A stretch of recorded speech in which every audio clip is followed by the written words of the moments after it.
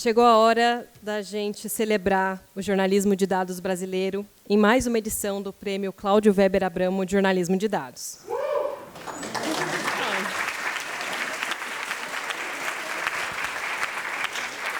Esse prêmio é organizado pela Escola de Dados, programa da Open Knowledge Brasil, em parceria com a Abrage e com a Transparência Brasil. Antes de começar a apresentação dos trabalhos finalistas, a Escola de Dados e a Open Knowledge Brasil gostaria de homenagear 2 jornalistas. O primeiro já foi, inclusive, homenageado no ano passado, durante as comemorações dos 50 anos do jornalismo de precisão. É o Philip Meyer. Ele criou esse método de trabalho que hoje a gente conhece como jornalismo de dados. Um dos seus trabalhos reconhecidos foi a cobertura dos protestos de Detroit, nos anos 60, onde ele utilizou um método científico e de ciências sociais para narrar um fenômeno social, que é tão comum, né, nas nossas coberturas, que são os protestos. Isso era muito inovador na época, e essa cobertura foi ganhadora de um prêmio Pulitzer. Ao longo aí da sua carreira, ele também foi premiado outras vezes, né? Philip nasceu no dia 27 de outubro de 1930 e nos deixou no último dia 4 de novembro, aos 93 anos. E, em memória a esse grande jornalista, eu peço agora uma salva de palmas em memória do nosso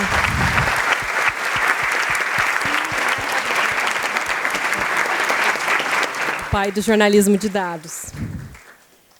A segunda pessoa que gostaríamos de prestar todo o nosso apoio e nossa homenagem é uma mulher. E é uma jornalista investigativa de dados e feminista, a Shirley Alves.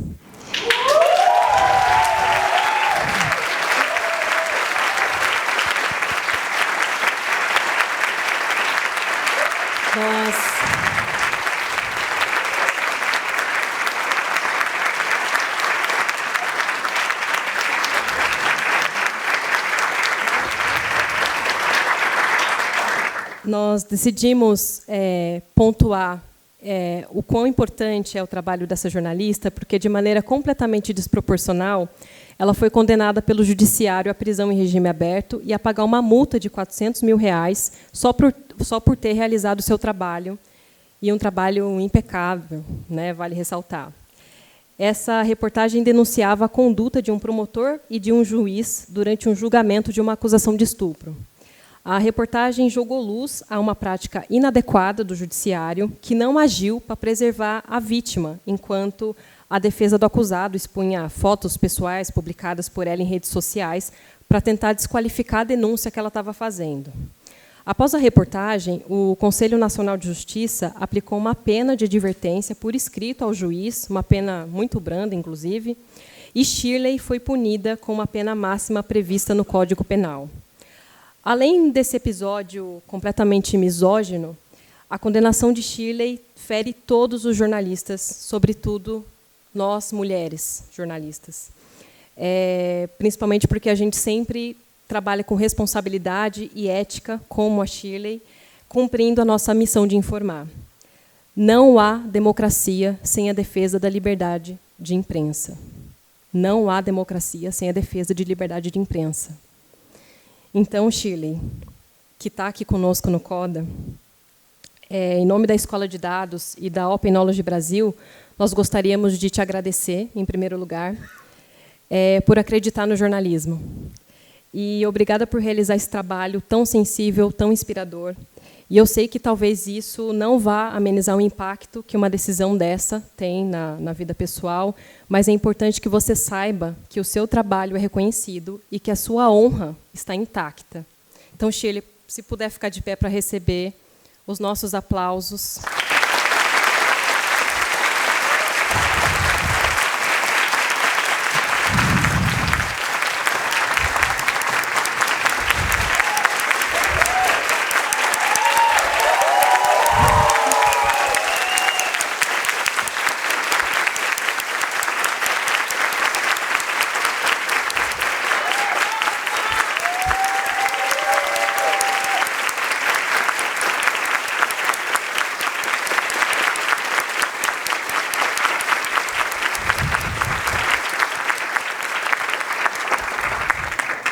você não está sozinha. A gente tem aqui diversos representantes de organizações, diversos profissionais que, com certeza, se solidarizam e estão à disposição para o que você precisar. E aí, já que a gente está falando de trabalhos inspiradores, chegou a hora de homenagearmos os trabalhos baseados em dados que se destacaram entre o final de 2022 e ao longo aí de 2023. Nesse ano, nós tivemos 154 trabalhos nas categorias Dados Abertos, Inovação e Experimentação, Investigação e Visualização. Fizeram parte do júri o André Felipe de Moraes Batista, a Gabriela Caesar, a Aide Suabe, Judite Cipreste, Júlia Gianella, Juliana Marques, o Manuel Galdino, o Marcelo Issa, o Marcelo Fontoura, o Mário Cano, a Marina Atoge e o Rodrigo Menegá. Um super time de jurados. Foram escolhidos 3 trabalhos finalistas em cada categoria e depois, em nova deliberação, os trabalhos vencedores. E esse ano, a escolha foi tão acirrada que a gente tem 2 categorias que também têm menção honrosa. Então, o negócio está bom. A primeira categoria que a gente vai ver agora, os trabalhos finalistas, é de dados abertos. Nessa categoria, a gente premia trabalhos de excelência graças às suas práticas de transparência. Então, que usaram lei de acesso à informação, estruturação e disponibilização de dados abertos, que têm documentação da metodologia ou publicação de softwares de código aberto. O primeiro trabalho finalista é o Golpeflix, de Aos Fatos, e a jornalista Thay Nailon não pôde estar presente, mas enviou um vídeo que a gente vai assistir agora, que fala um pouquinho desse trabalho. Pau comendo, olha lá, ó. Tomado. Oh, isso vai ficar pra história! A história dos meus netos, dos meus bisnetos! Apenas uma semana após a posse presidencial de 2023, uma multidão furiosa invadiu e vandalizou as sedes dos 3 poderes em Brasília, no maior ataque às instituições no Brasil desde a redemocratização. Nós ganhamos na urna, nós fomos roubados na urna e nós não admitimos ser roubados na urna! Golpeflix, a memória digital do 8 de janeiro, explica como chegamos a esse ponto. Desenvolvido a partir de mais de 119 mil imagens, 25 mil arquivos de áudio e 321 vídeos, o especial do Aos Fatos revelou como o golpismo saiu dos celulares para tomar as ruas. Nós vamos vencer! Nós vamos ganhar! O povo vai vencer! Levantem seu sofá, saiam para as ruas, lutem pelo futuro das próximas gerações. Esse vasto acervo foi coletado por meio do Radar Aos Fatos, ferramenta de monitoramento automático de campanhas de desinformação. O material subsidiou dezenas de reportagens do Aos Fatos e já foi compartilhado com 37 jornalistas e grupos de pesquisa que estudam o tema. Além disso, todas as mídias foram cedidas a instâncias do Executivo e do Judiciário para ajudar nas investigações sobre a tentativa de golpe. Vejam só o que está acontecendo em Belém, gente! Que seja o início da intervenção militar isso! Que seja o início! Desse catálogo, 687 mídias foram selecionadas para um especial imersivo contra a desinformação e o autoritarismo. A navegação reproduz o uso de uma plataforma de streaming. Só voltamos para casa após o exército tomar o Brasil, beleza? Trazido ao público às vésperas do aniversário do golpe militar de 64, Golpeflix é um memorial sobre como uma parcela de brasileiros foi radicalizada diante da leniência das plataformas digitais com propaganda extremista. É importante lembrar para que nunca mais se repita.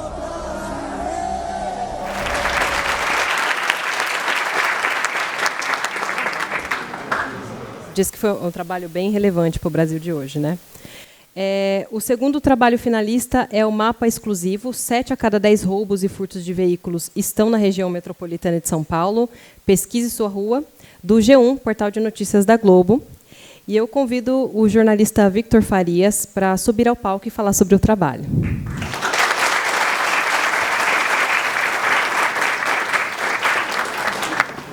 Oi, pessoal. Eu sigo nervoso de estar aqui, mas hoje com 2 pessoas muito especiais que trabalharam nesse projeto. São só 2 de uma equipe de mais de 10 pessoas, né? Na verdade, é uma equipe grande e entre jornalistas, designers e desenvolvedores, que é muito legal. Bom, o nosso projeto aqui é um mapa de roubos e furtos de veículos em São Paulo, na região metropolitana, né? Esses dados eles existem, eles são disponibilizados, mas eles são dados extremamente difíceis de serem acessados. Então, a gente descobriu esses dados e a gente pensou, pô, vamos mostrar esses dados de um jeito que as pessoas consigam acessar o endereço delas e ver como é que é a situação, né, na região delas. Então, se puder passar, por favor. Ai, perdão. Tranquilo. Aqui está o processo, a gente fez o estudo dos dados da SSP de São Paulo. Então, depois a gente fez a checagem, a gente já tinha feito... obrigado. A gente já tinha feito uma matéria sobre celulares, a gente encontrou várias inconsistências, assim, tanto que depois não ficou tão claro que foi por causa dessa matéria, mas a SSP chegou a fazer uma releitura desses dados, né? Também houve uma mudança de gestão, enfim. Então, dados duplicados, dados que tinham preenchimentos muito estranhos, porque às vezes o preenchimento era feito pelo policial e não tinham informações consolidadas, né? Então, depois a gente fez a interpretação dos dados e, por fim, o mais difícil, o desenvolvimento do mapa. E aí a gente chegou a esses dados. São mais de 65 mil ocorrências no estado e 46 mil na região metropolitana, né? 27,2 mil ocorrências foram na capital. Curiosamente, Santo André e a região leste de São Paulo aparecem com muito destaque nesses dados. Então, a gente percebeu que tinha essa especialidade, né, da região leste e do ABC, especialmente. A gente também viu uma alta de 3% em ocorrências no estado em 2023, e isso que eu falei da Zona Leste. Pontos de destaque, né? Foi feito por uma equipe de mais de 10 pessoas, foi um trabalho que demorou muito tempo para fazer, acho que isso mostra como é importante a gente ter apoio e dinheiro, né, para fazer projetos legais e de impacto. O mais legal é isso que eu falei, que ele permite que o usuário pesquise a sua região e veja que tipo de crime foi registrado, o período do dia, a data e o endereço. A gente considera que ele solucionou um problema de mapa com elevada quantidade de dados. O G1 não tinha uma plataforma para mostrar isso, e a gente criou essa plataforma, então agora o G1 consegue mostrar muitos dados em um mapa. E é isso, ela pode ser reutilizada em outros projetos. Eu não sei se isso é um PDF ou não, mas tinha um vídeo aqui mostrando como dava para pesquisar. Mas, já que não deu para ver o vídeo, vocês conseguem acessar a matéria e pesquisar. E é isso. Uma coisa muito especial é que, realmente, assim, as meninas participaram de tudo isso e se não fosse elas, se não fosse o resto da equipe, não teria saído. É um trabalho de muita gente e foi muito especial. Não sei se vocês querem falar alguma coisa. Queria só complementar que eu acho que esse trabalho ele destacou muito a questão dos próprios dados abertos, assim, porque esses dados eles já estavam presentes no site da Transparência da SSP há muitos anos. A gente não via muitas reportagens baseadas nesses dados, porque, pela própria dificuldade técnica que o Vitor comentou, são dados que são praticamente jogados no site. Tem um dicionário, mas tem uma certa dificuldade. Então, eu acho que, para a gente ter começado a fazer a reportagem com os celulares e depois ter passado para essa reportagem dos carros com esse mapa, destaca muito a importância de ter acesso a dados que sejam confiáveis, que foi algo que a gente destacou bastante na nossa reportagem, porque durante o processo de desenvolvimento do mapa e de desenvolvimento da reportagem, a gente teve toda uma discussão com base no processo de auditoria que a SSP disse que estava fazendo em cima dos dados. Então, foram duas linhas do tempo que foram correndo ao mesmo tempo, e eu acho que só essa reportagem apenas destacou a importância de ter dados confiáveis e que a gente deixou claro na reportagem também todas as limitações, todos os problemas que existiam nos dados, que o Vitor comentou, e procurou trazer esse serviço para as pessoas, né, que fosse não apenas uma matéria de dados, mas que trouxesse um serviço útil para as pessoas. É isso.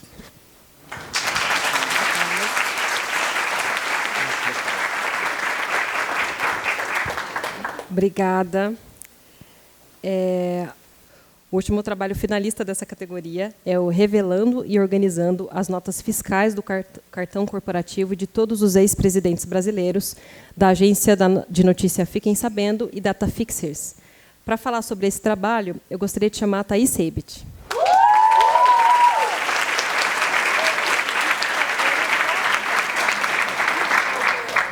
Oi, pessoal.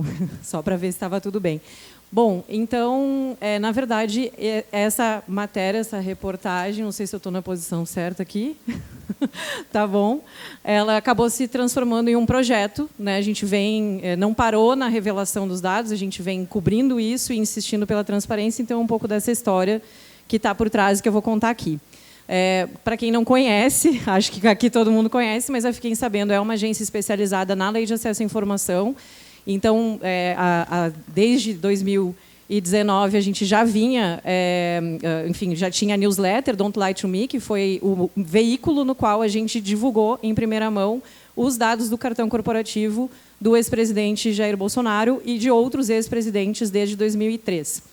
A gente já tinha uma experiência porque, anos antes, nós tínhamos já obtido esses dados via lei, uma vez que a Lei de Acesso estabelece que os dados de cartão de gastos do presidente durante o seu mandato são sigilosos, mas eles deixam de ser sigilosos logo após o término do mandato. A nossa estratégia foi, no finalzinho de 2022, já registrar um pedido de informação solicitando os gastos dos ex-presidentes, esperando que ele fosse respondido em janeiro e aí incluísse o mandato do Jair Bolsonaro também, né? E foi o que acabou acontecendo. Então, em 11 de janeiro, recebemos a resposta. Tarde da noite, fechamos uma edição da newsletter, checando o que foi possível naquele momento dos dados, e depois a gente ainda estendeu isso para outros níveis aqui. O projeto, na época, né, o Luiz Fernando Toledo, ele era o coordenador, o editor da newsletter, ele que puxou à frente, eu junto na operação, o Bruno Morassuti, nosso coordenador de advocacy, e o Alexandre Fatiola entrou numa segunda etapa, que eu já vou chegar nela depois. Mas o impacto desse trabalho ele foi gigantesco, né? Assim, a gente acordou no dia 12 de janeiro com as redes sociais explodindo, estava na manchete de todos os jornais, né? O nosso trabalho, não fiquei sabendo, é subsidiar o trabalho de outros jornalistas, né? A maioria de vocês aqui já usou dados abertos pela gente em algum momento, e de fato isso aconteceu, né? Foi manchete em todos os lugares. O assunto foi só não foi o mais do antigo Twitter, né? Só não foi o mais compartilhado porque tinha BBB, então a gente só ficou atrás do BBB. E no mesmo dia, o então ministro das Comunicações ele chamou uma coletiva de imprensa para explicar, porque além de ter respondido para a gente, os dados foram publicados também no portal da Transparência. Teve pedido de apuração no TCU, teve consulta pública para decreto do cartão, investigações, várias coisas. Mas aí, para fechar, que eu já me demorei muito aqui, então o grande pulo também disso ter se transformado em um projeto dentro da Fiquem Sabendo é que a gente não sossegou com a planilha, com os gastos. A gente foi atrás até o fim para conseguir as notas fiscais dos cartões. E aí é importante não me cortar nessa parte, porque a gente teve a ajuda de muita gente. Tá? Muitos de vocês, inclusive, estiveram junto com a gente no pavilhão de metas, escaneando notas fiscais, fazendo, né, esse processo nos arquivos. Né, a gente não conseguiu inicialmente digitalizados, disseram venham aqui e se virem, e a gente foi lá e se virou, com a ajuda de outros colegas jornalistas, com uma força-tarefa montada. Várias reportagens repercutiram, então vários dos profissionais desses veículos estiveram lá com a gente nessas 3.000 reportagens publicadas, e aí o registro dos nossos apoiadores no ponto certo de finalizar, porque para a gente poder daí levar isso que o governo não disponibilizou, porque eles disseram venham para Brasília e peguem os dados, a gente precisou mobilizar, o Marco Túlio está aqui, então a gente mobilizou o Marco Túlio, encheu o saco dele, mas a gente conseguiu colocar isso no pinpoint para que vários outros colegas Brasil afora pudessem acessar os dados, e foi a coleção mais acessada do mundo no pinpoint, e depois a gente acabou então aprovando esse projeto com o apoio da Muckrock no Document Cloud, e continuamos aí fazendo esse trabalho. Eu terminei na tampa, então muito obrigada, e confiram o site da Fiquem Sabendo.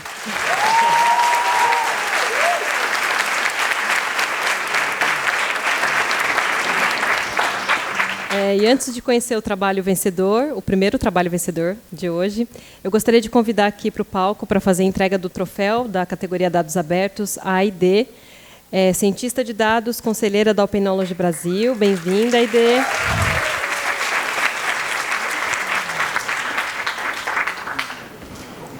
E eu vou falar aqui um pouquinho do que o júri considerou para essa escolha do vencedor, né?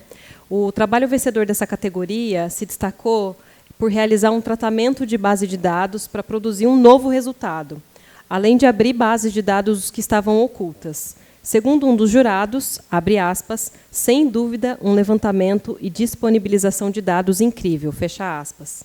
O trabalho vencedor da categoria Dados Abertos é... Tcharam! Acho que eu vou demorar 1 minuto. Mentira.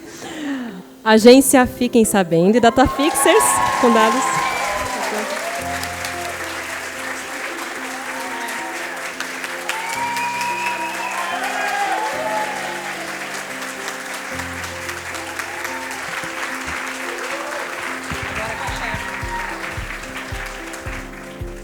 Vamos fazer É para agradecer alguém?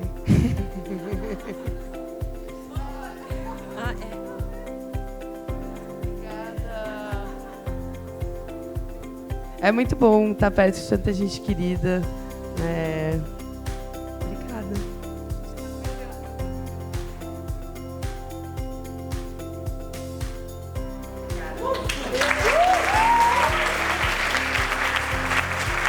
Parabéns! Vamos falar agora da categoria Inovação e Experimentação. Essa categoria premia trabalhos inovadores de jornalismo de dados que fujam da rotina e que tragam elementos de experimentação. Inovação aqui não se restringe apenas ao uso de uma nova tecnologia, mas também pode envolver outras metodologias ou formatos. O primeiro trabalho finalista é o BBB 23, Inteligência Artificial revela quem mais apareceu nos VTs do programa. E eu convido o jornalista Lucas Tainan para falar um pouco sobre esse trabalho.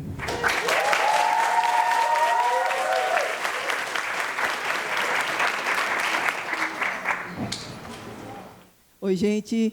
Boa tarde. Prazer imenso estar aqui podendo falar, tá? Dessa pauta que foi um desafio imenso, assim, né? A gente queria contar o tempo que cada participante ali do BBB apareceu no VT e a gente viu que isso manualmente era impossível, assim. A gente fez isso para testar ali alguns resultados que a gente estava encontrando e a gente disse, bom, vamos tentar utilizar a inteligência artificial para isso. Só que a gente não sabia exatamente como chegar nesse resultado. A gente nunca tinha feito algo nessa magnitude, né? E para isso, a gente se perguntou muito no início, né? Será que dá para a gente, de fato, usar inteligência artificial para calcular isso? E a gente disse, provavelmente sim, só não sabemos como, né? Mas vamos buscar.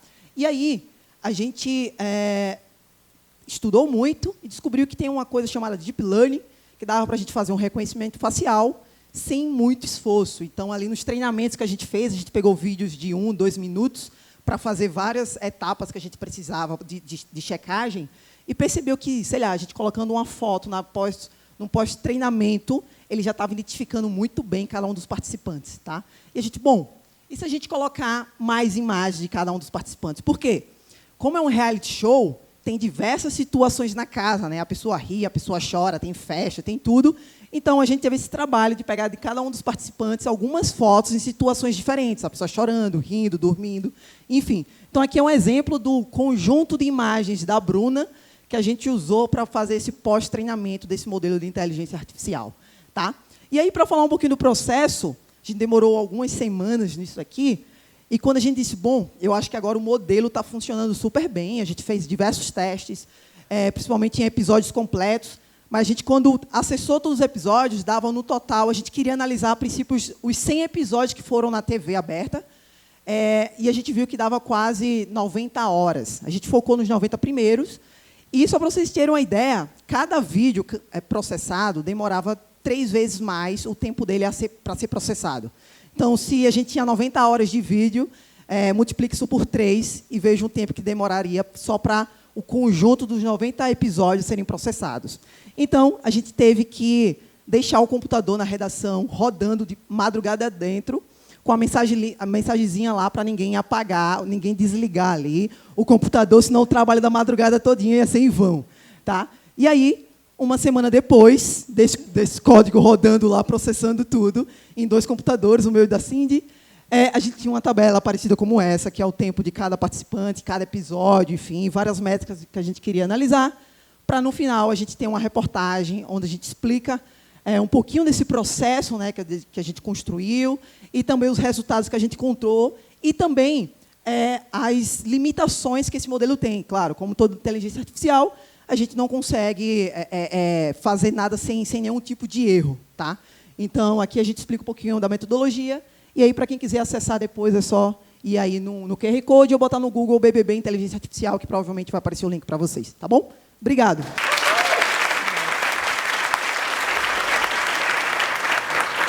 Obrigada, Lucas. O segundo trabalho finalista dessa categoria é a publicação Lula destaca temas sociais na internet com 100 dias de governo, do jornal Folha de São Paulo. Gostaria de convidar o jornalista Cristiano Martins para apresentar o trabalho.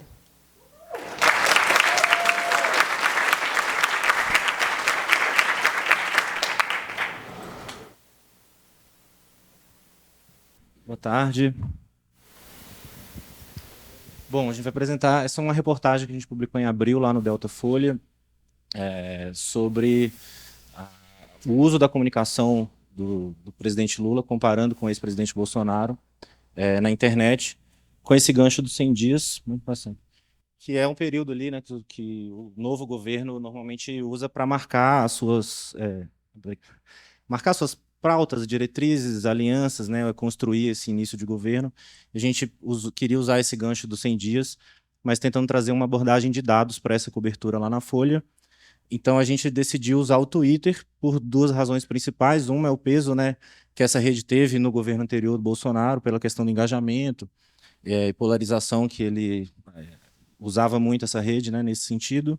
E tinha também alguma crítica ali a como a esquerda usava as redes sociais, ou pela falta de uma expertise, digamos assim, no uso de redes sociais, e por uma questão técnica que é a própria importância do Twitter no debate político, né?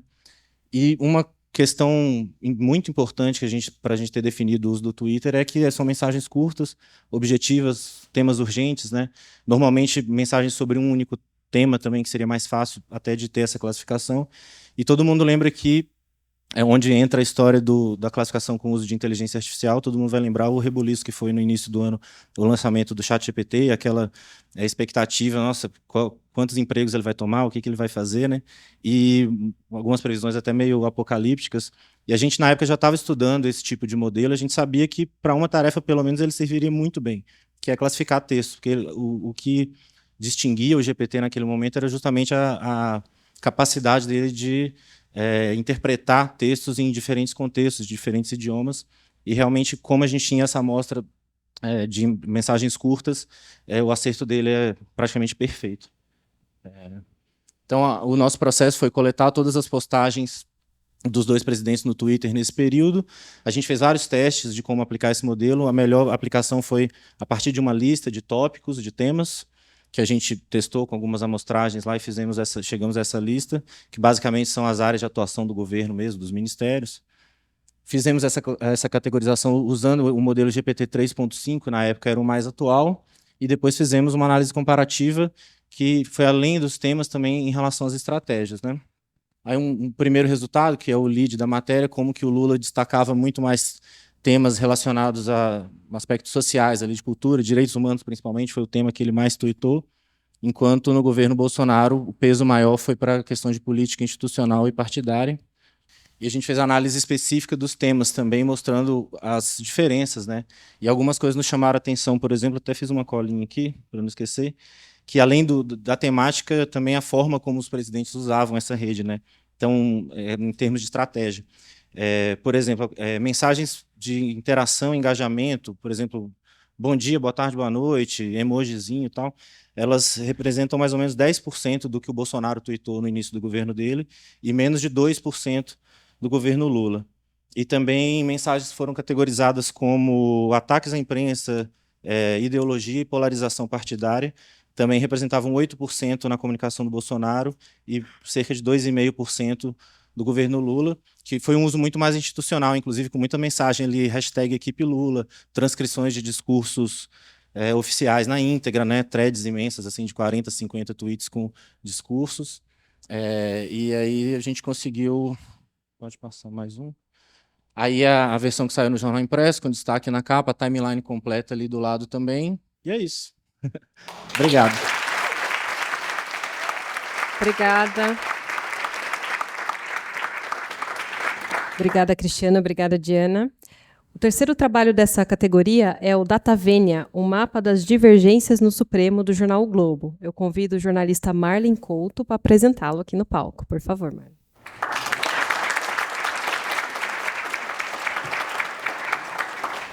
Boa tarde, é um prazer estar aqui com vocês. Eu sou Marlin. Eu estou representando também o Vinícius Machado, que é nosso infografista, responsável pelas visualizações. E ele não pôde vir. E também toda uma equipe, né, de editores e pessoas que estavam envolvidas também com esse projeto do jornal. Eu queria começar... Na verdade, o projeto é uma reportagem que ela deve ter sequência, né, que a gente deve fazer um monitoramento mais sistemático disso, mas ela é um mapeamento que foi feito a partir de dados de transparência do Supremo com o comportamento dos ministros, dos votos no plenário. Então, a gente tentou verificar nos votos vencidos quem eram os ministros que costumavam ser votos vencidos e com quem eles votavam junto também nesses votos vencidos. A gente tentou fazer um mapeamento dessas divergências que acabavam acontecendo nas votações. Boa parte das votações, os dados mostraram, tem um placar, né, que não tem divergência, né? As decisões costumam ser unânimes, mas naquelas mais complexas, isso acabava aparecendo. Então, a ideia foi trazer esse mapeamento no momento em que o Supremo também ganhou um protagonismo político muito forte e também no momento em que o Supremo estava mudando, né, a sua composição. O gancho dessa matéria, dessa reportagem, foi a nomeação do Zanin. Então, a ideia foi olhar em que Supremo o Zanin estava chegando, né, como que estava a dinâmica entre os ministros, porque a gente teve um cenário também muito marcado na Lava Jato, por exemplo, de placares muito evidentes ali de quem era mais crítico à Lava Jato, quem era mais favorável à Lava Jato. Então, eu tentei trazer isso para um nível mais macro, né, olhando dados e não só nas percepções de coberturas que a gente costuma ter de plenário ou de bastidores, de off, enfim. Tentei usar a própria transparência do Supremo para fazer essa leitura. Eu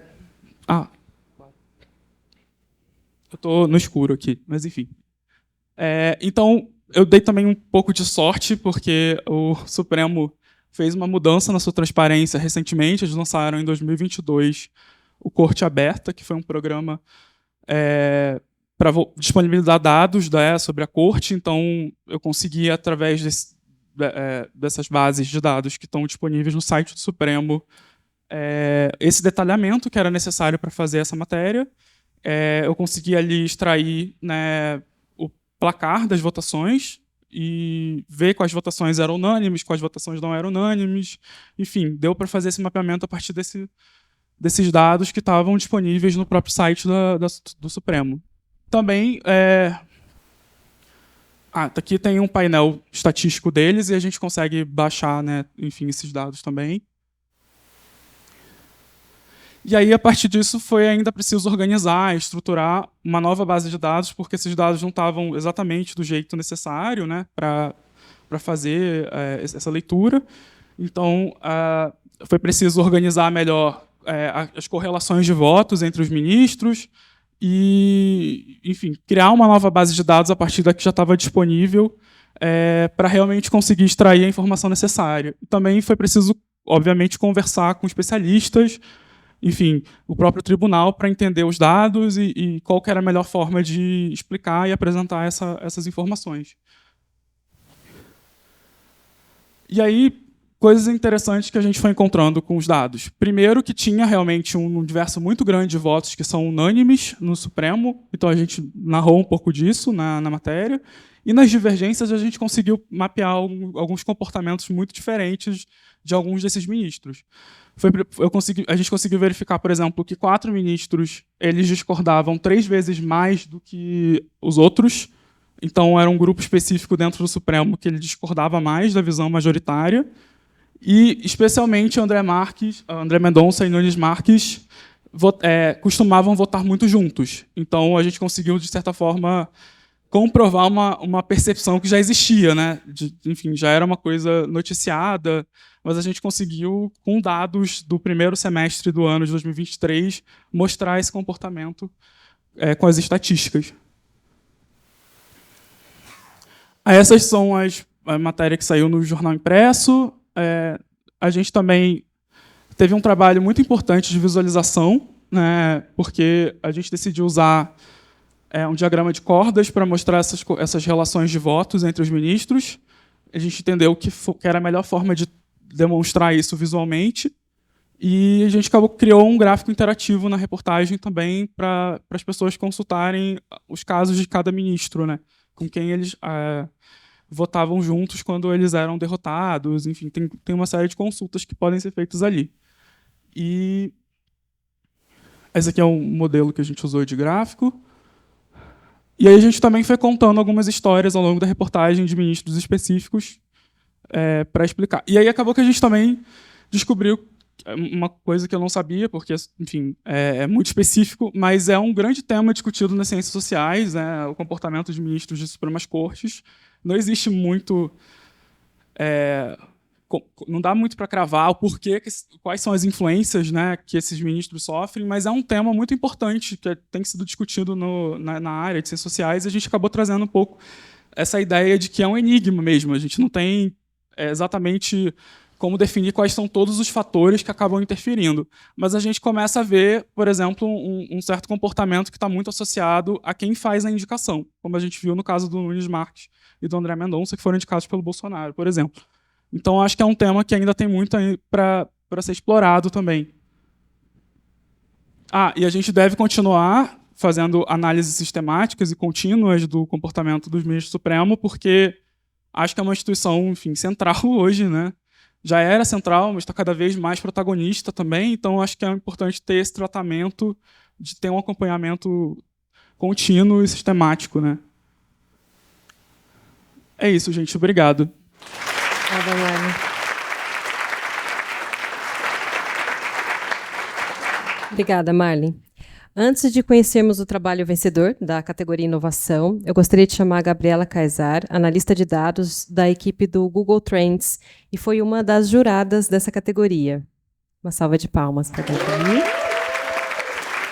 Bem-vinda. O trabalho vencedor da categoria Inovação e Experimentação dessa edição foi escolhido por trazer, de acordo com o júri, uma visão inovadora sobre o que pode ser analisável e quantificável. O júri considerou que a equipe também saiu da zona de conforto ao incorporar na apuração uma tecnologia nova, a partir do uso de inteligência artificial. Vou reproduzir aqui uma das avaliações, né? Abre aspas. Falar sobre comportamento por meio de dados é uma análise muito complexa e pouco usual no jornalismo. Fazer isso com inteligência artificial, aliada às percepções comportamentais que só um humano é capaz de ter, foi algo inovador. Fecha aspas. O trabalho vencedor da categoria Inovação e Experimentação é direto de Alagoas.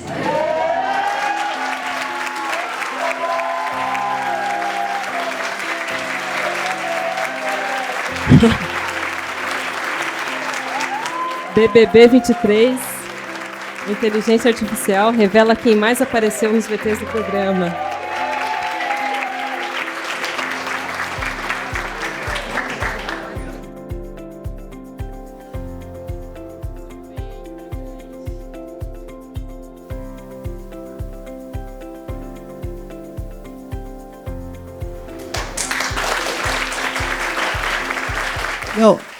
Falar bem breve aqui. Muito obrigado, assim, eu fico muito feliz. Como eu falei, né?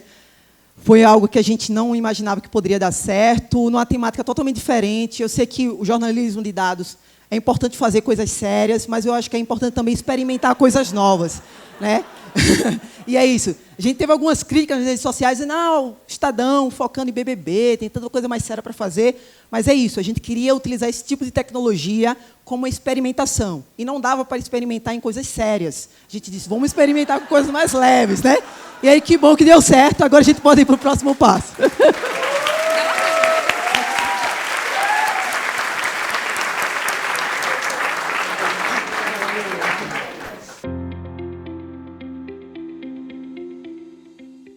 Essa categoria premia descobertas inéditas e novos conhecimentos obtidos graças à análise de dados inovadoras ou coletas inéditas.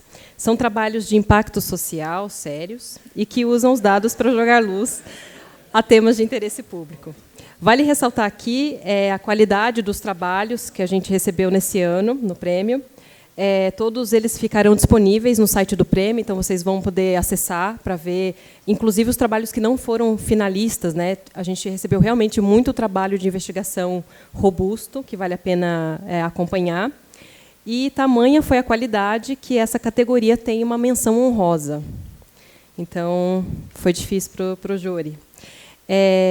Nós vamos conhecer, então, os finalistas, né? O primeiro trabalho finalista dessa categoria é o Amazon Underworld, da InfoAmazônia. Eu vou convidar aqui o jornalista Juan Torres para apresentar o trabalho.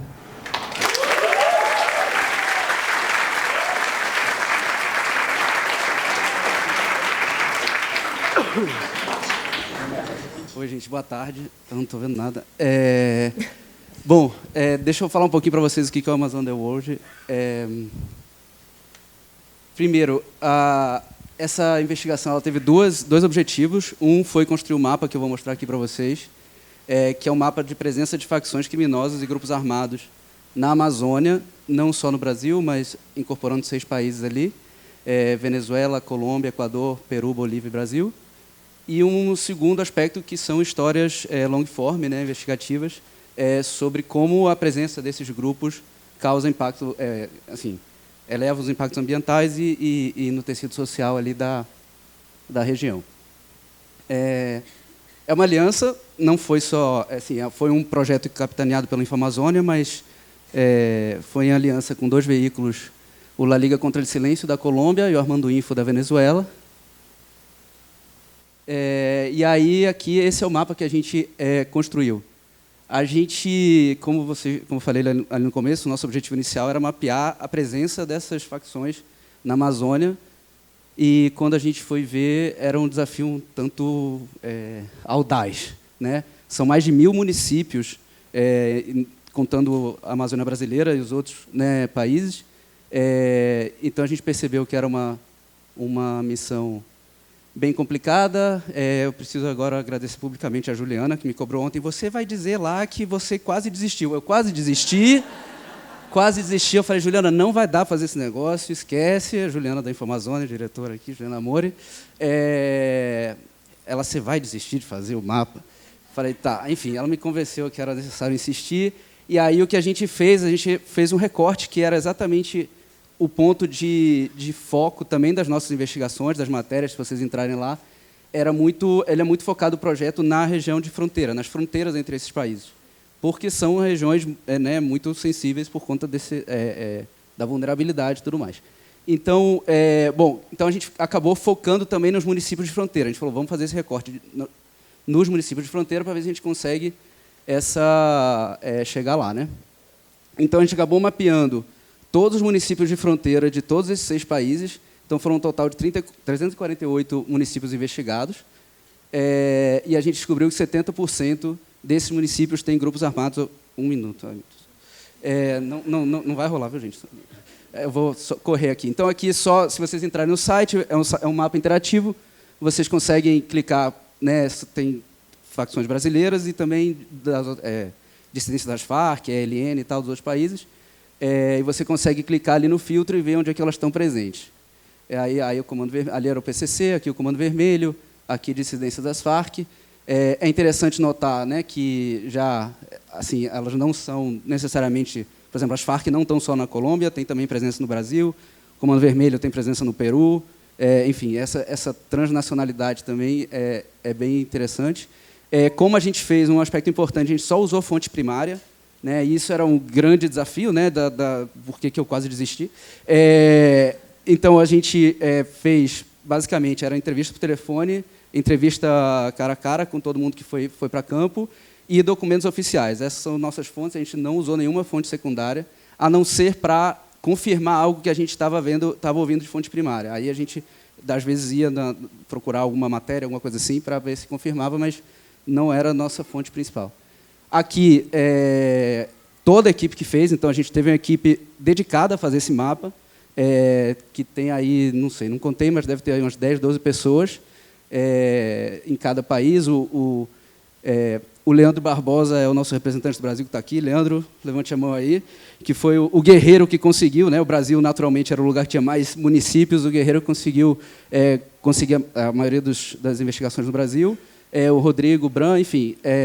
Essa é a equipe. Depois vocês podem olhar na apresentação. Bom, o que a gente vai fazer agora? Em breve, nos próximos meses, a gente já usou Machine Learning para fazer algumas outras investigações nesse aspecto, e a gente já vai soltar essa matéria em breve.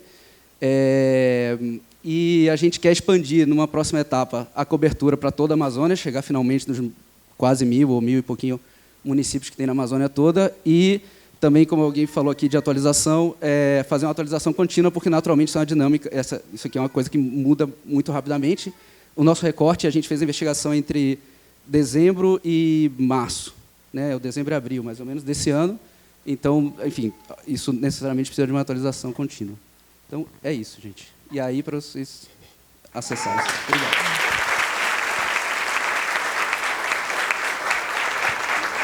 Obrigada, Juan. O segundo trabalho finalista da categoria Investigação é o Ferrogrão, afetará pelo menos 6 terras indígenas, 17 unidades de conservação e 3 povos isolados. Uma parceria entre o Infamazônia e o Joio e o Trigo. Para falar mais sobre esse trabalho, eu convido a subir no palco o Leandro Melito.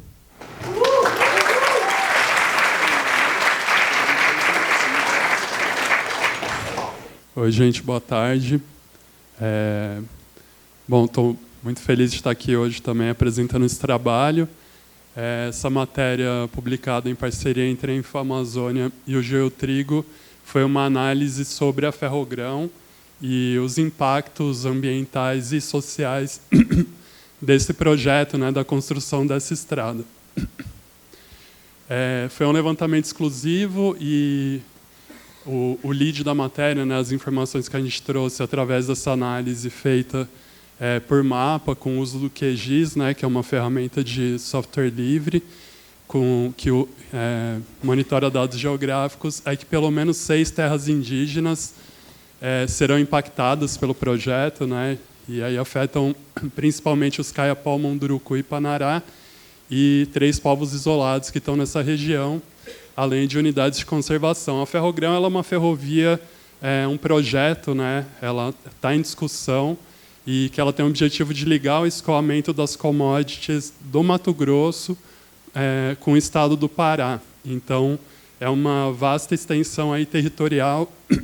Esse projeto ele avançou muito durante o governo Bolsonaro, mas ele está em pauta ainda no governo Lula. Durante o trabalho de apuração que a gente fez, esse projeto estava paralisado pelo STF, mas o ministro Alexandre de Moraes retomou, então é um projeto que hoje ele está em discussão no atual governo. O ponto de partida, né, que a gente teve para analisar foram dados públicos, né, disponíveis nos sites do governo. Então, esses dados do traçado da ferrovia eles estão disponíveis no site do Ministério dos Transportes. Então, foi a partir desse dado principal, né, que a gente traçou ali, a gente analisou todo o traçado da ferrovia, e também usando muitas informações do INPE, né, o Instituto Nacional de Pesquisas Espaciais, principalmente relacionados a terras indígenas, e os dados de desmatamento, né, do PRODES, o Projeto de Monitoramento do Desmatamento na Amazônia. E essa reportagem, é importante dizer também, esse projeto, essa reportagem nasceu dentro do Laboratório de Geojornalismo da Infamazônia e teve consultoria científica do Luiz Felipe Maurano, do INPE, né? Então, ele ajudou a gente a olhar para esses dados de desmatamento e que foram dados que ajudaram a gente a contar a história desse território, né? Para a gente olhar com mais detalhamento, ver os pontos críticos ali onde a gente vê essa parte vermelha, né? São os polígonos de desmatamento próximo daquelas terras indígenas ali, do lado direito, né? A gente tem três terras indígenas impactadas pelo projeto. Então, essa investigação, é importante falar também, ela seguiu um processo de transparência. Tanto essas bases iniciais que a gente utilizou, quanto o resultado e toda a documentação desse processo estão disponíveis também no site. A gente tem uma página de transparência dessa matéria, onde vocês podem verificar todos esses dados estão ali. E para finalizar muito rapidamente, que meu tempo já está terminando, só falar da importância da interlocução que a gente teve com as populações afetadas, né? Então, a gente partiu de uma hipótese, a gente delimitou uma área de impacto maior do que o projeto oficial está usando, com base no que os povos indígenas afetados apontaram para a gente através de estudos e através do monitoramento que eles já vêm fazendo. E foi a partir dessas informações que a gente delimitou essa área com um impacto maior do que o projeto que está apresentado hoje. Bom, finalizando, né, a gente já falou Joio Trigo e Infamazônia, que são duas equipes aí, né, envolvidas nesse projeto que olham aí com profundidade para a Amazônia, questão ambiental de uma forma ampla. É isso. Obrigado.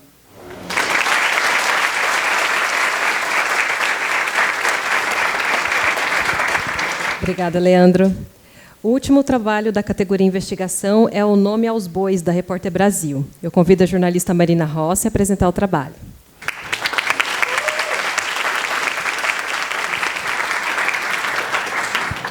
Olá, pessoal. Boa tarde. Nossa, é forte mesmo essa luz, hein? Bom, vamos lá. Eu tenho pouco tempo. Nome aos Bois é um trabalho feito por uma grande equipe da Repórter Brasil. É o segundo ano consecutivo que a gente está aqui como finalista pela Repórter, com trabalhos diferentes, claro. E ele surge porque sempre que a gente fala de desmatamento na Amazônia, vem sempre a história de 10 campos de futebol, 20 campos de futebol. Eu não sei se alguém aqui consegue ter essa grandeza logo de cara. O que são 10 campos de futebol? Em vez disso, a gente resolveu pensar de onde vem a carne do seu churrasco, do meu, ou do PF da esquina, se você não come carne, do restaurante, do supermercado da sua rua. Hoje a gente sabe quem são os maiores produtores de soja do país, quem são os maiores frigoríficos no país, mas a gente não sabe quem são os maiores produtores da carne que a gente está consumindo. Então, a partir dessa pergunta, a gente resolveu fazer um ranking com os 10 maiores pecuaristas do país e a sua pegada ecológica, né, seus problemas ambientais e trabalhistas, porque essa também é uma grande pegada da Repórter Brasil. A gente conseguiu chegar nesse ranking a partir de uma análise de cruzamento de vários dados, todos públicos, dados abertos do INCRA, o CAR, multas e embargos do ICMBio, do IBAMA, órgãos estaduais. O Cruzagrafos foi muito importante para a gente, Jus Brasil e a lista suja do Ministério do Trabalho também foi uma fonte muito importante para a gente. É claro que a gente também fez muitas entrevistas com fontes do setor, a Comissão Pastoral da Terra ajudou muito a gente a nos guiar aí por esse ranking, e isso é uma regra da Repórter Brasil, que o outro lado é parte da apuração, não é só uma obrigação que a gente tem que ouvir o outro lado. Não, a gente apura com o outro lado. Então, a gente foi tentar checar o que os dados públicos estavam me dizendo, se aquele produtor me confirmava. A maioria não foi tão solícita, mas, de qualquer forma, foram 6 meses de apuração. A gente chegou num ranking inédito. Primeiro eram 50 nomes, e a gente foi afunilando, afunilando, afunilando, até chegar nesses 10.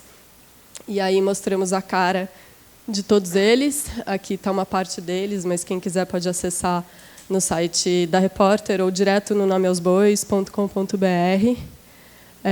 E aqui só uma palhinha do que a gente descobriu, né? A grande maioria deles tem problemas ambientais e trabalhistas, está na Amazônia, tem milhões de multas ambientais somadas. Então, essa é a pegada ecológica da carne que a gente está consumindo hoje no Brasil e no mundo, porque o Brasil é um dos maiores exportadores também de carne. Então, é isso. Aqui é um vídeo que não vai dar tempo de passar, mas vocês podem acessar no site para assistir.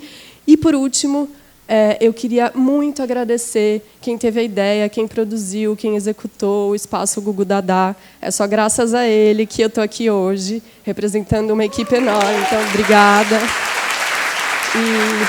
Obrigada. E é isso, gente. Obrigada. Obrigada, Marina. para fazer a entrega do prêmio da categoria Investigação, eu convido ao palco a Kátia Brembrati, presidente da Abrage. Por favor, Kátia.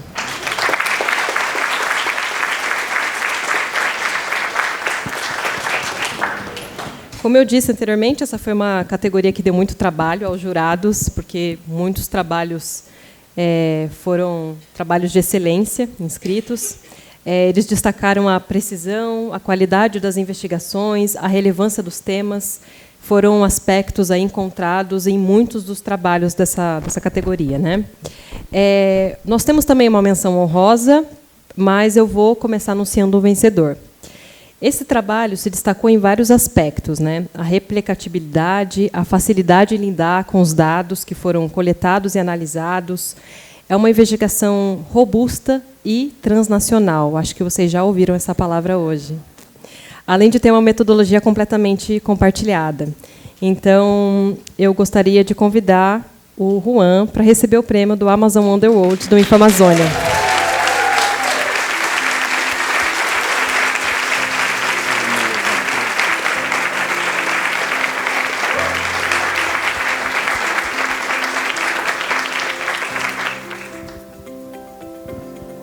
Valeu a pena não desistir, hein, Juan?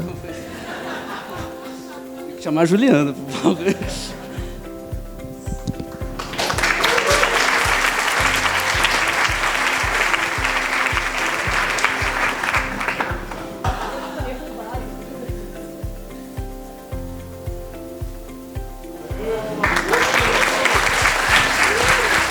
Bom, só mais uma vez agradecer a Juliana, agradecer a Infamazônia pela confiança, né, de me passar essa missão de fazer esse projeto todo, né, e, enfim, reconhecer, né, não é nem agradecer, é reconhecer que, na verdade, o trabalho pesado mesmo foi o Leandro aqui que está representando, a equipe toda que está aqui. Inclusive, quando vocês olharem a apresentação, recomendo, quem precisar de freela na Amazônia, todos ali, recomendo todo mundo, assim, equipe incrível. Enfim, é isso, agradecer a organização do prêmio, muito feliz. Legal.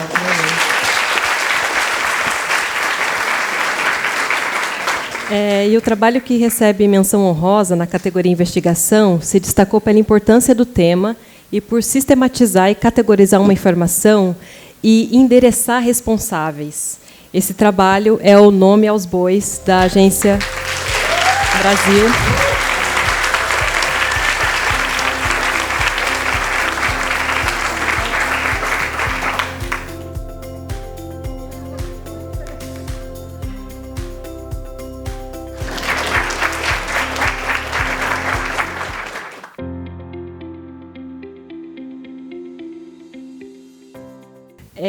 Então, vamos para a nossa última categoria de hoje, visualização.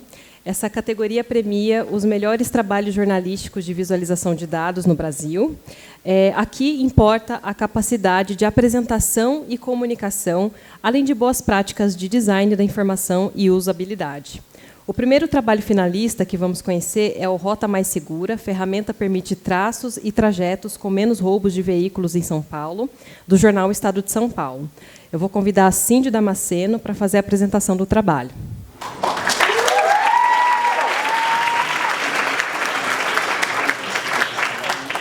Boa tarde, gente. Eu sou a Cindy Damasceno, eu sou repórter do Estado de São Paulo. Estou um pouco nervosa. É a minha primeira vez no CODA e é a minha primeira vez aqui, mas muito grata por estar podendo representar uma equipe tão bacana, que é a equipe de infografia e arte do Estadão. Eu vou compartilhar com vocês hoje a experiência que a gente teve com Rota Mais Segura. Ele surge de uma movimentação que a gente fez na redação de ver que as ocorrências de roubo e furto de veículos elas estavam crescendo em São Paulo, capital, mas, olhando somente por os dados, né, tabelados, a gente não conseguia perceber onde essas ocorrências estavam localizadas. E aí, como nós temos muita força de vontade, o coração muito puro, resolvemos fazer um mapa que geolocalizasse cada uma dessas ocorrências. É claro que tomando todos os cuidados para que essa visualização ela ficasse o mais próximo possível da realidade, né? Afinal de contas, é uma ferramenta que seria usada pelo nosso leitor para fazer essa consulta. Nós usamos a base de dados da Secretaria de Segurança Pública, aqui de São Paulo, que é uma base muito bacana, porque ela traz um diferencial que nem todos os estados trazem, que é a geolocalização de cada ocorrência de roubo e de furto, tanto de veículos quanto de celulares. Por conta dessa geolocalização, a gente conseguiu fazer um mapeamento de cada uma dessas ocorrências, e vocês vão ver no próximo slide essa mapa muito bonito e incrível, em que cada pontinho desse ele vai ser uma ocorrência ou de roubo ou de furto. Por conta do tamanho desse material, ele foi um material muito extenso. Nós demoramos entre catalogar os dados e fazer a montagem de mapa mais ou menos 2 meses para esse material ficar pronto. Nós acabamos restringindo, por conta do tamanho das informações, essa análise à capital. Quando tínhamos tudo isso tabulado, pensamos por que não calcular 10 rotas para mostrar para o nosso leitor, entre essas 10 rotas, qual é a mais segura, ou seja, a que tem menos ocorrência de roubo de furto de veículo, e a que não é tão segura assim. O resultado é que não tem nenhuma rota 100% segura. Toda rota tem pelo menos uma ocorrência de roubo e de furto, pelo menos nos dados de 2022, e a gente tabulou entre janeiro e dezembro, tomando cuidado para colocar no mapa somente as ocorrências que estavam geolocalizadas, que é quase 96% do banco da SSP, e que estavam rubricadas como roubo ou furto. A base da SSP ela também possui outras rúbricas, mas para a gente ter ali uma segurança do que a gente estava fazendo, a gente restringiu para esse recorte. Dá para ver aqui que é muito bonita a ferramenta de fato. Obrigada, Lucas Tainã, por fazer esse trabalho. E no final dessa análise, você consegue colocar um ponto de destino e um ponto final. Vai sempre aparecer essa interface com a rota com menos assaltos e a rota com mais assaltos. Quem quiser, estiver curioso, só apontar o QR Code para ver o material completo. Obrigada. Obrigada, Cíndia. O segundo trabalho finalista que vamos conhecer hoje é o Branco e Masculino. STF pode mudar em 2023, da Gênero e Número. Gostaria de convidar a Victoria Diniz para apresentar o trabalho.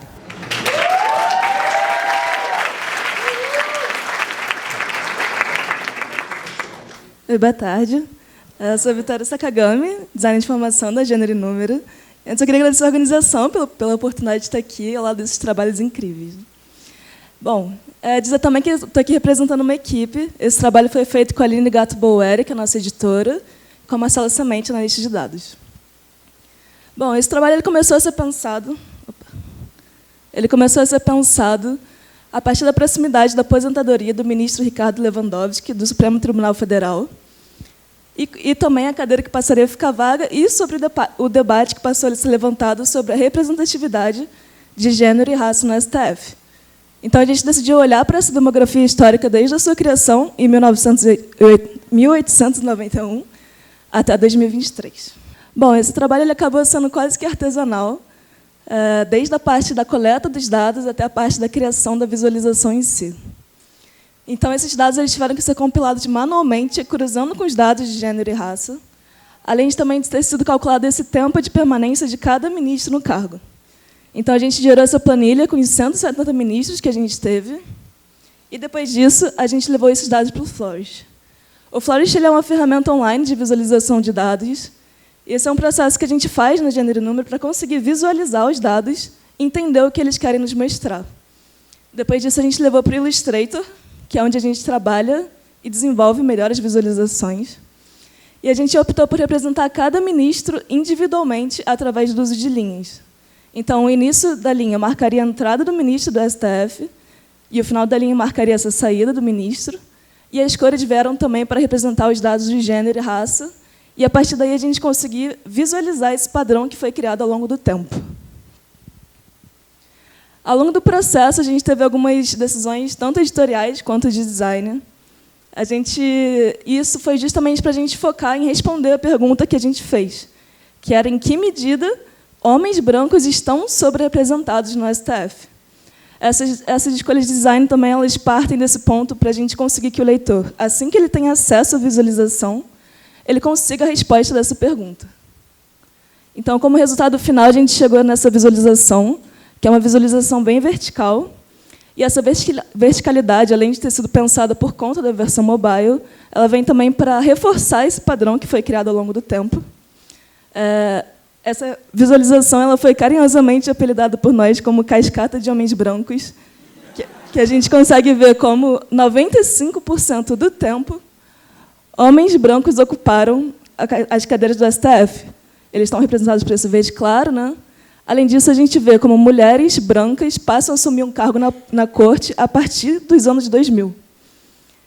E, além disso, acho que o dado que mais gritou para a gente é como que, ao longo desses 132 anos, a mais alta corte brasileira nunca teve uma mulher negra como ministra. Isso faz com que o maior grupo demográfico do Brasil, que são as mulheres negras, nunca tenham tido uma representante nesse debate constitucional. Aqui a gente fala um pouco mais sobre quem são esses 3 homens negros, essas 3 mulheres brancas que assumiram um cargo no STF. E aqui o link para a visualização. Obrigada.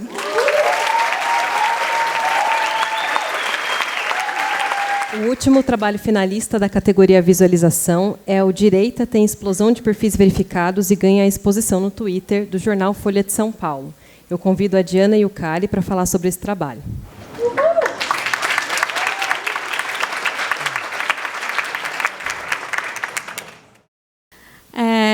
O Daniel não pode vir, mas ele está aqui representado pela gente. Ele podia ter trazido para o Google Dadá também, mas acho que não rolou. Mas eram os filhos. A gente pode começar a passar. A gente começou esse trabalho com algumas perguntas sobre como que a nova política de eu vou chamar de Twitter aqui, porque assim, é impossível chamar de X esse negócio, então vai ser Twitter até o fim, não vou nem tentar. A gente começou a pensar, a gente queria saber como que as novas políticas de distribuição de selo no Twitter afetariam a forma como a plataforma se comportaria. Então, obviamente, eles falaram que eles iam dar prioridade algorítmica para quem tivesse o selo, e o selo seria o selo vendido, né? Como a gente sabe que hoje em dia é. Então, a gente queria ver como que isso se compararia com o Twitter como a gente conhecia na época, né? Então, pode passar?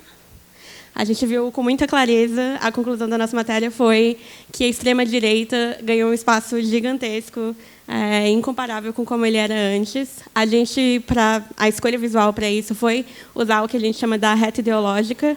A gente coloca uma amostra de usuários dentro de uma reta que vai da esquerda para a direita, dividindo essa amostra em 10 pedaços, em que cada uma representa 10% da amostra. Acho assim que é uma metodologia um pouco mais complexa. Se vocês quiserem dar uma olhada na matéria, sejam muito bem-vindos. Acho que o ponto principal é que o universo de ideologia ele existe dentro da amostra em si.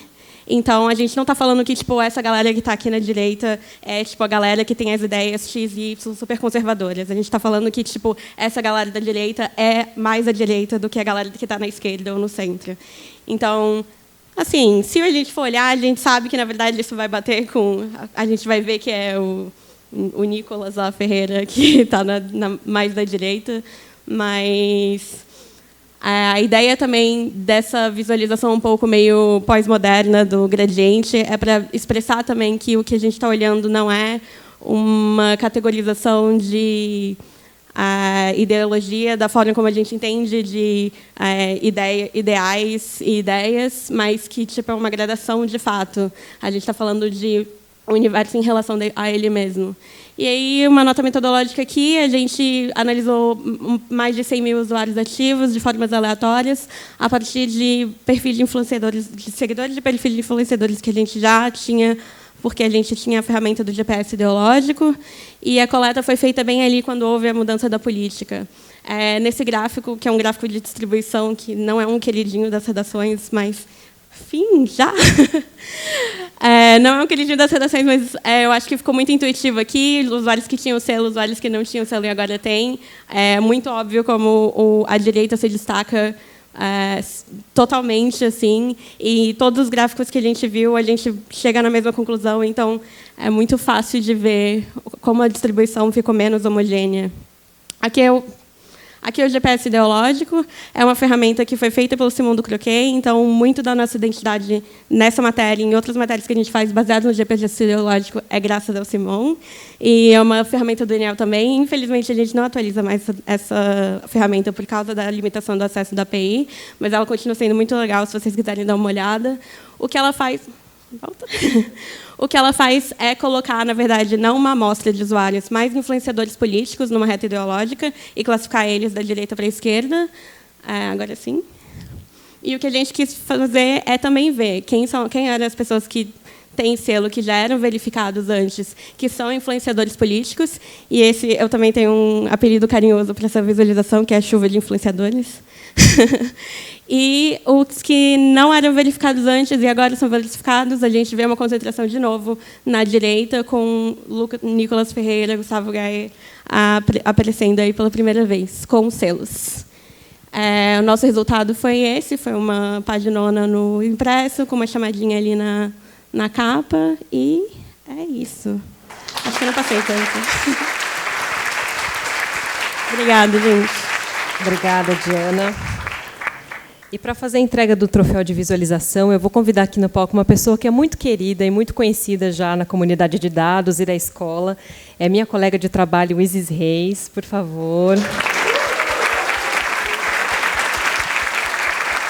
A Isis era gestora de comunidade na escola de dados, mas, para quem não sabe, ela é uma excelente designer e agora está assumindo a coordenação da comunicação do Open Knowledge Brasil, então é bem simbólico. Bem especial. Essa é uma categoria que também tem menção honrosa. Foi uma escolha ali bem acirrada entre dois trabalhos, mas o trabalho vencedor se destacou, segundo os jurados, por jogar luz a um tema que a gente já conhece como um problema sistêmico, mas que ganha uma nova proporção quando a gente a apresenta de forma didática, né, como foi o caso dessa visualização. Segundo os jurados, abre aspas, esse trabalho tem um discurso potente que retrata uma questão histórica que foi contada de maneira visual muito incrível, fecha aspas. O trabalho vencedor da categoria Visualização do Prêmio Cláudio Weber Abramo 2023 é Uma Cascata da Gênero e Número.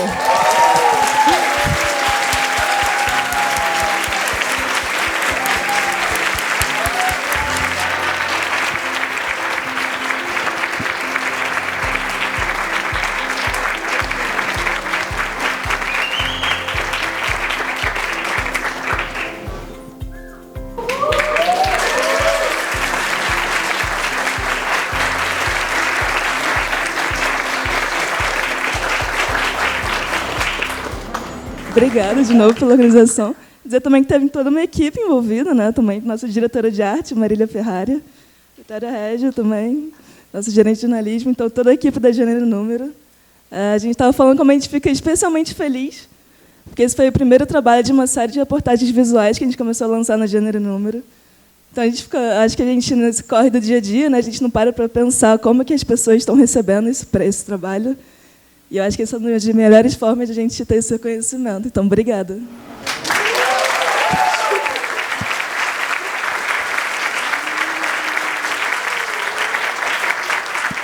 E outro trabalho que também foi destacado pelos jurados por trazer, de uma maneira muito didática e visual, uma informação que é um problema de política pública nas cidades, é o trabalho que recebe essa menção honrosa, Rota Mais Segura, do jornal Estado de São Paulo.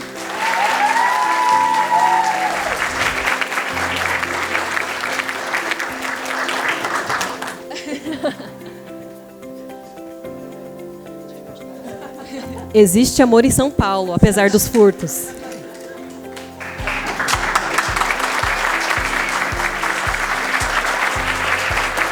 Eu ia pedir para vocês continuarem no palco para juntar todos os vencedores, a gente fazer uma foto e aí a gente segue para o encerramento.